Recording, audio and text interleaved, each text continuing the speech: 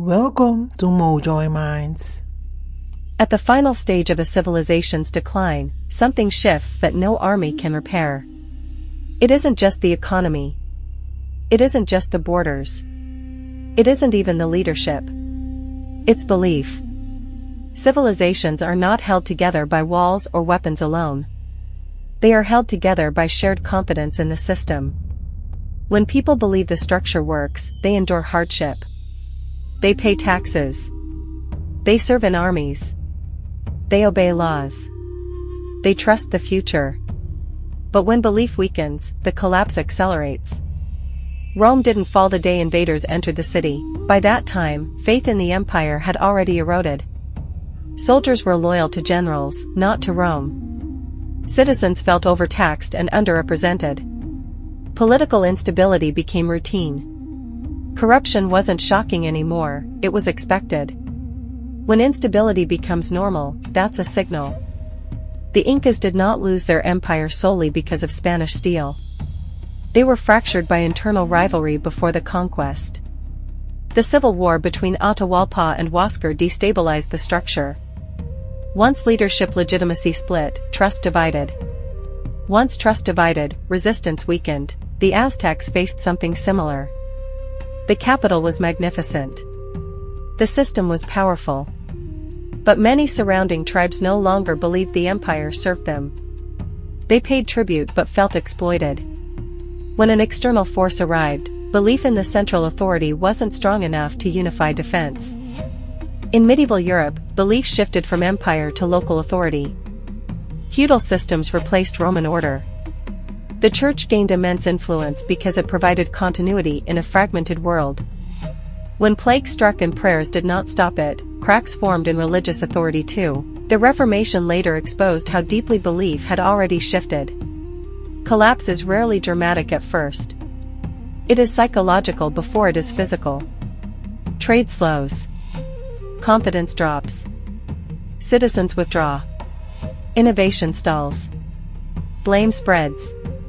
The system still stands, but the spirit holding it together weakens. And here's the pattern across every civilization we've examined. Growth builds complexity. Complexity demands maintenance. Maintenance requires trust. When trust declines, complexity becomes fragility. Large systems are efficient when aligned, but when belief fractures, the size of the system amplifies the fall. This isn't about predicting doom. It's about recognizing mechanics. If you appreciate this kind of calm, pattern-based investigation, where we study history to sharpen awareness, support the channel. Like, share, subscribe, and drop your perspective below. Which historical collapse do you think offers the strongest lesson for today? Mojoyminds is about clarity, not panic. Now let's zoom out. Civilizations collapse in stages. First comes overconfidence. Then internal strain. Then visible division. Then loss of shared narrative. The shared narrative is crucial.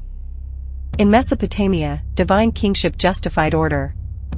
In Rome, citizenship and Roman law unified identity. In the Inca Empire, the Sapa Inca was divine authority.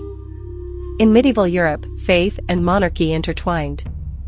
When that narrative weakens, citizens begin identifying with smaller groups instead of a whole. Local loyalty replaces national loyalty. Faction replaces unity. Short-term survival replaces long-term planning. And when that shift becomes dominant, external pressure doesn't need to be overwhelming, it only needs to be timely. Here's what history teaches without exaggeration: civilizations don't collapse because they are attacked.